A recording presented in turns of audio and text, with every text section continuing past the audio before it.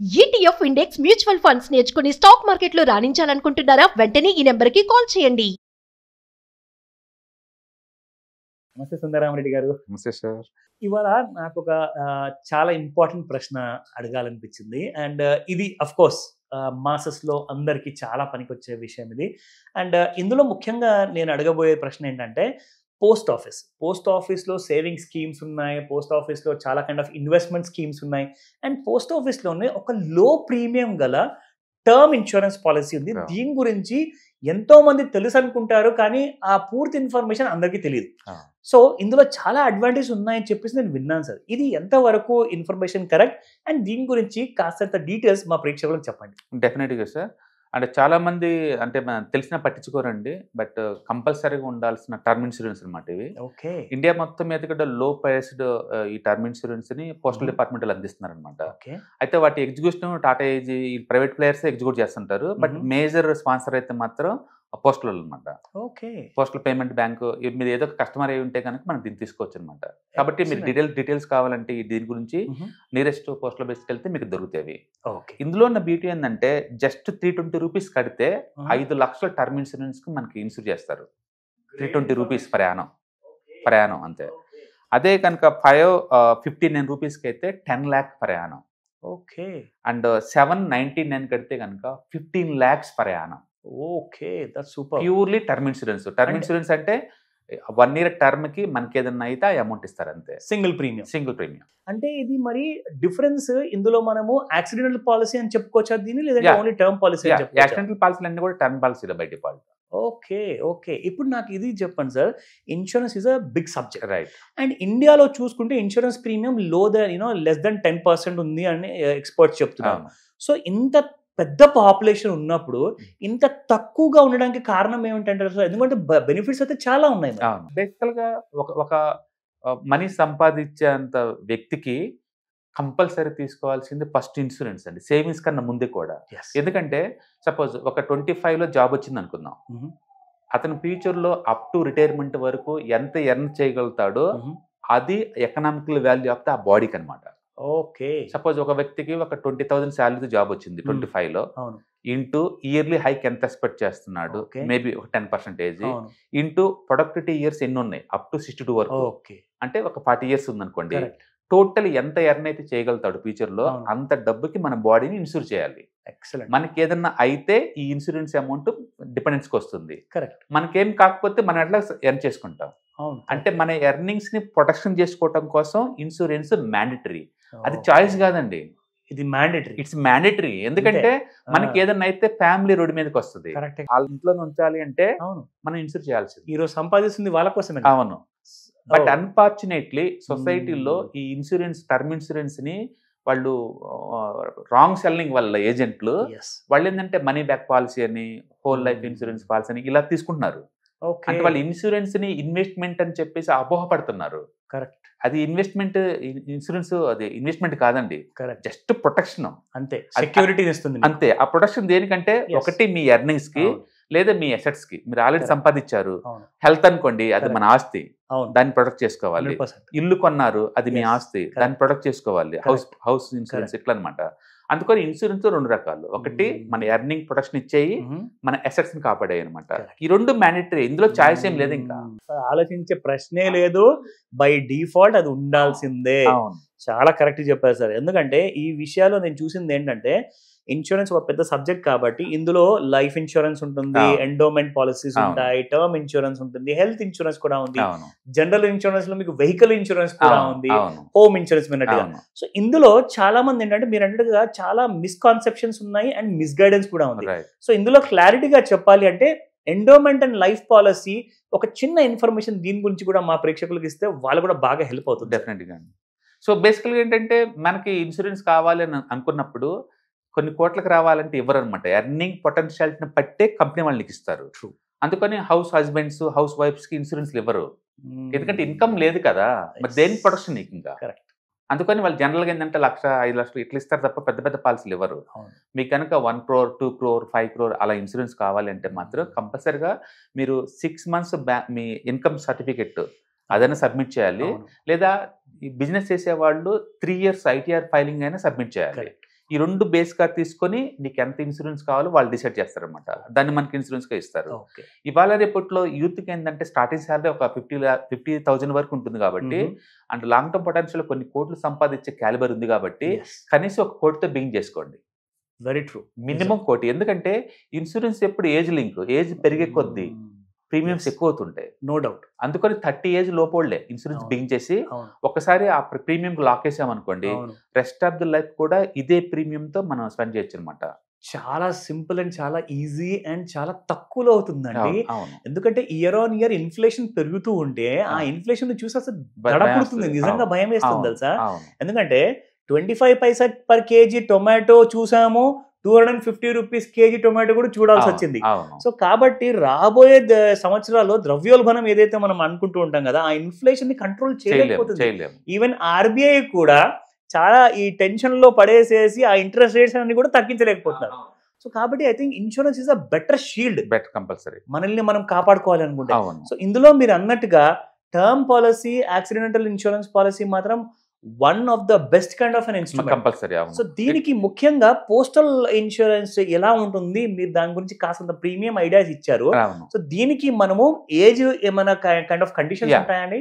Age 18 age complete అవ్వాలండి. అప్పటి నుంచి అప్ టు 65 వరకు ఎవరైనా తీసుకోవచ్చు ఈ పాలసీలని. అంటే ఎవరైతే బ్రెడ్ ఎర్నర్ ఉంటారో, ఇంట్లో సంపాదించే వాళ్ళు, వీటికైతే సంపాదన కూడా అడగరు యాక్చువల్ గా. ఎందుకంటే పోస్టల్ ఇన్సూరెన్స్ కాబట్టి అడగరు. నేను ఒక 1 crore తీసుకుందాం అనుకుంటున్నాను, అప్పుడు ఇవి దాటి బయటకు వస్తారు కదా, అప్పుడు కంపెనీ వాళ్ళు అడుగుతారు ఎర్నింగ్ ఉందా లేదా నీకని. సో ఈ 5 lakhs, 10 lakhs, 15 lakhs ఎలాంటి ఎర్నింగ్స్ అవసరం లేదు. ఎలాంటి ఎర్నింగ్స్ అవసరం లేదు.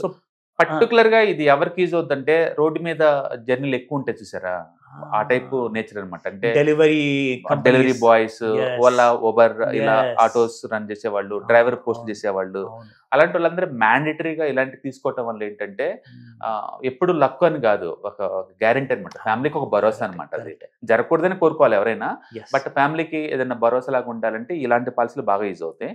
అండ్ ఎక్కువ ఎర్నింగ్ చేసే వాళ్ళకైతే ఇలా 15 lakhs చాలండి. మినిమం ఒక ఐటీ జాబ్ చేస్తున్నావు, మినిమం 1 కోటి ఉండాలి నీకు, అంతే. No doubt. మినిమం 1 కోటి. ఎందుకంటే 1 crore కూడా నీకు ఇయర్లీ ఎంత వస్తుందంటే, మంత్లీ ఎస్ఐపి లాగా కట్టుకుంటే నీకు 1 crore కూడా 400 రూపీస్కి వస్తుందండి. 1 crore ఇన్సూరెన్స్, టర్మ్ ఇన్సూరెన్స్. అసలు నిజంగా 400 రూపీస్. అవును. ఆలోచించాల్సిన అవసరం కూడా లేదు. ఐ థింక్ ఈ రోజు ఈ వీడియో చూసిన ప్రతి ఒక్కరితో, అది ఇంట్లో ఉన్న ఆడవాళ్ళు కానివ్వండి ఆర్ మగవాళ్ళు కానివ్వండి, చూసిన వాళ్ళు మాత్రం సుందరరామరెడ్డి గారు చెప్పినట్టుగా ఈ విషయాన్ని ఆప్షన్ గా తీసుకోకండి. మ్యాండేటరీ అంటే ఏంటంటే ఇది తప్పనిసరిగా మీరు తీసుకోవాల్సిందే. Great information. ఎందుకంటే దీని గురించి మీరు ఎందుకు ఆలోచించమంటున్నానంటే, మన లైఫ్ ఒక ఇన్వాల్యుబుల్ అండి. దీన్ని అసలు మనం విలువ కట్టలేము. ఒక్కసారి ఒక సంపాదిస్తున్న మనిషి ఒకవేళ పోయాడు అనుకోండి, ఫ్యామిలీ మొత్తం రోడ్డున పడుతుంది. సో ఖచ్చితంగా మీరు అన్నట్టుగా ఈ విషయం పైన సీరియస్ గా ఆలోచించేసేసి ఇమ్మీడియట్ గా ఈ వీడియో చూడంగానే ప్రీమియం కట్టేయమని చెప్తాను. డెఫినెట్ గా మీకు ఎలాంటి ఇన్కమ్ లేదు, ఎలాంటి డాక్యుమెంట్స్ లేవు అనుకున్న వాళ్ళందరేమో ఇలాంటి పోస్టల్ దగ్గరలో నియరెస్ట్ పోస్టల్ ఆఫీస్ తీసుకోవచ్చు. ప్రతి రూరల్ ఏరియాలో, ప్రతి విలేజ్ లో కూడా పోస్టల్ డిపార్ట్మెంట్స్ ఉంటాయి. అంటే మీరు కనుక టూ మచ్ ట్రావెలింగ్ ఆ టైప్ జాబ్స్ కనుకున్న మామూలు అయినా సరే, ఎందుకంటే ఇట్స్ నెగ్లిజిబుల్ అమౌంట్. ఇయర్ మొత్తం మీద 799 అంటే ఇట్స్ వెరీ నెగ్లిజిబుల్. సో కంపల్సరీగా ఇన్సూర్ చేయించుకోండి. అండ్ ఆల్రెడీ మీరు ఆఫీస్లో వర్క్ చేసే వాళ్ళు అనుకోండి, మీకున్న ఇన్కమ్ క్యాలిబర్ బట్టేసి 1 కోటి, 5 కోట్లు, 10 కోట్లు ఇలా తీసుకోండి. సపోజ్ డాక్టర్ అనుకోండి, ఒక 5 కోట్లు తీసుకోమని చెప్తాను. ఎందుకంటే వాళ్ళకున్న పొటెన్షియాలిటీ ఉంది, ఎర్నింగ్ పొటెన్షియాలిటీ. అందుకని మీ ఇన్కమ్ పొటెన్షియాలిటీ ఎంత ఉందో ఫ్యూచర్లో, అంత మొత్తానికి 30 ఏజ్ వచ్చే లోపలనే ఇన్సూర్ చేసుకోమంటాను. And term insurance it's mandatory, choice కాదు. ఆ విషయం గమనించండి. Great information sir. But unfortunately ఎక్కువ మంది ఈ టర్మ్ ఇన్సూరెన్స్ దాటి ఇలుపులని, హోల్ లైఫ్ పాలసీలని, మనీ బ్యాక్ పాలసీలు అని చెప్పేసి ఈ ప్రొటెక్షన్ కడితే ఇన్వెస్ట్మెంట్ కలిపి తీసుకుంటారండి. అలా కాదు, ఇన్వెస్ట్మెంట్ సపరేట్ చేయండి. అవి వాటికి మ్యూచువల్ ఫండ్స్ అవన్నీ ఉన్నాయి సపరేట్ గా, అవి తీసుకోండి. ఓన్లీ ప్రొటెక్షన్ మాత్రమే ఇన్సూరెన్స్ వాడుకోండి. అందుకని ఇన్సూరెన్స్ అంటే నథింగ్ బట్ టర్మ్ ఇన్సూరెన్స్, అంతే.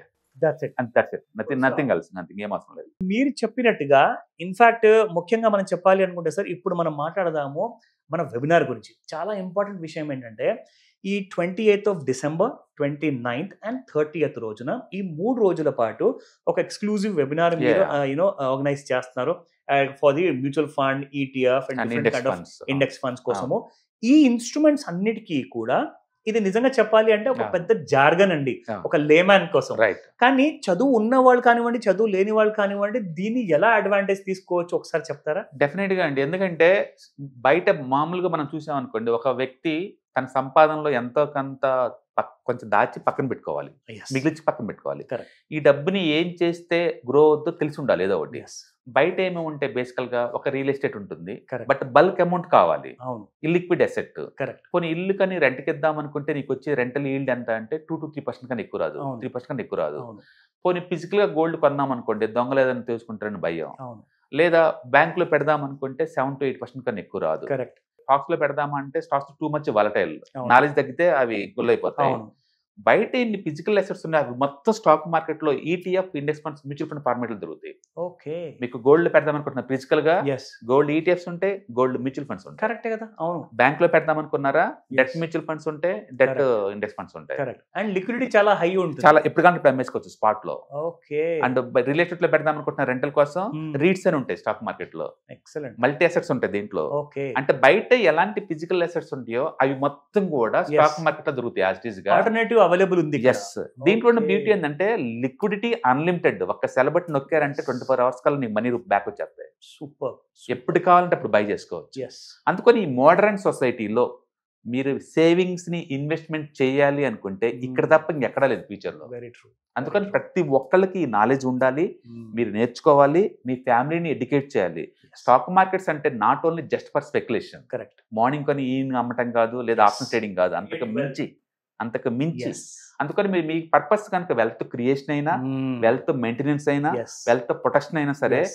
ఏ ఏజ్ గ్రూప్ అయినా సరే, ఎర్నింగ్ స్టార్ట్ అయినా రిటైర్మెంట్ అందరికి Yes. కూడా ఈ సబ్జెక్ట్ నాలెడ్జ్ పనికి వస్తుంది Very అనమాట. true. Very ఒక true. స్ట్రక్చరల్ వేలో వాటిని ఎలా అనలైజ్ చేయాలి, ఎలా పిక్ చేసుకోవాలి, ఎలా డేటా తీసుకోవాలి అని Correct. కాంప్రహెన్సివ్ డీటెయిల్ గా Yes. Almost 7 hours training programme అండి. Correct. 7 hours 3 days లో డైలీ 2 hours చొప్పున మీకు ఇస్తారు. ఓకే. మీరు అడిగిన 100 క్వశ్చన్స్ కూడా ఆన్సర్, ఇంటరాక్షన్ సెక్షన్స్ అవన్నీ కూడా. ఎక్సలెంట్. కాబట్టి మీకు అవన్నీ డేటా అర్థమైపోతుంది. ఓకే. అంటే మనం ఎలాగూ anybody can trade program run చేస్తున్నాం. ఓకే. ఇప్పటి వరకు 21 సెక్షన్స్ రన్ చేసాం వితౌట్ ఫెయిల్యూర్, సింగిల్ ట్రేడ్ కూడా.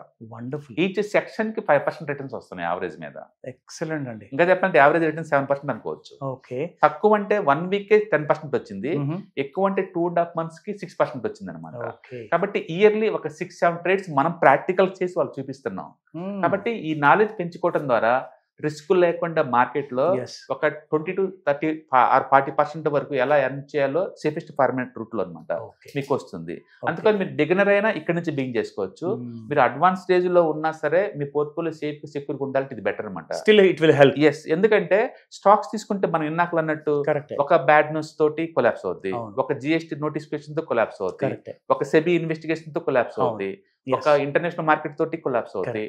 ఇట్లా national, political, geographical, sector, company specific news అన్ని కూడా మీకు బ్యాడ్ గానే పనిచేస్తాయి. కరెక్ట్. కరెక్ట్. ఇన్ని బ్యాడ్లు తట్టుకొని మూవ్ అవటం అంత ఈజీ ఏం కాదు. ఓకే. అందుకని రిటైలర్స్ కి పర్టికులర్ పెద్ద మొత్తంలో మనీ మెయింటైన్ చేద్దాం అనుకున్న వాళ్ళకి this is the best choice అనమాట. సో ఈ 28, 29, 30th of December రోజున ఎవరైతే ఈ వెబినార్ అటెండ్ అవ్వాలనుకుంటారో దీనికి టైమింగ్ అండ్ దీనికి కొంత ఒకవేళ కాంటాక్ట్ చేయాలనుకుంటే ఇలా చేయొచ్చు. కింద స్క్రోల్ అవుతున్న నెంబర్స్ కనుక మీరు రింగ్ ఇచ్చారంటే డీటెయిల్స్ మనం చెప్తారండి. ఓకే. రిజిస్ట్రేషన్ చేసుకున్నారనుకోండి, Okay. అప్పటికల్లా మీకు జూమ్ లింక్ వస్తుంది. ఓకే. ఆ నెక్స్ట్ 3 days మనం ఇంటరాక్షన్ లోకి వచ్చేస్తాం. ఓకే. సబ్జెక్ట్ గురించి ఎలాంటి డౌట్స్ ఉన్నా ఓకే. అండ్ ఫ్యూచర్ లో అప్డేట్ అవ్వాలన్నా ఆ రిసోర్స్ మొత్తం మీకు ప్రొవైడ్ చేస్తారు. Great information sir. Thank you sir. Thank you so much. Hi. Stock market లో వాలటిలిటీకి దూరంగా ఉంటున్నారా? పోర్ట్ఫోలియోస్ అన్ని కూడా రెడ్ లో ఉండి బ్లీడ్ అవుతున్నాయా?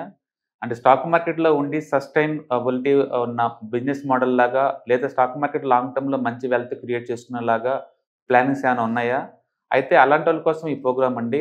ETFs, index funds and mutual funds. మా స్టాక్ మార్కెట్ లో ఉండి కూడా సెక్యూర్ వేలో మనీ మేక్ చేసుకునే పద్ధతి ఏదైనా ఉందంటే రిటైలర్స్ కి ఈ 3 అనమాట. దీంట్లో కాంప్రహెన్సివ్ గా మీకు ట్రైనింగ్ అండ్ గైడెన్స్ దొరుకుతుంది. అండ్ వీకెండ్స్ లో జరిగే ఈ ప్రోగ్రామ్ లో అటెండ్ అవడం ద్వారా ETFs, index funds and mutual funds లో మీ నాలెడ్జ్ పెంచుకోండి. మీ పోర్ట్ఫోలియో మీరే మెయింటైన్ చేయడం ద్వారా ఇయర్లీ యావరేజ్ మీద 20 to 30% మనీ మేక్ చేసుకోండి. All the best. Thank you.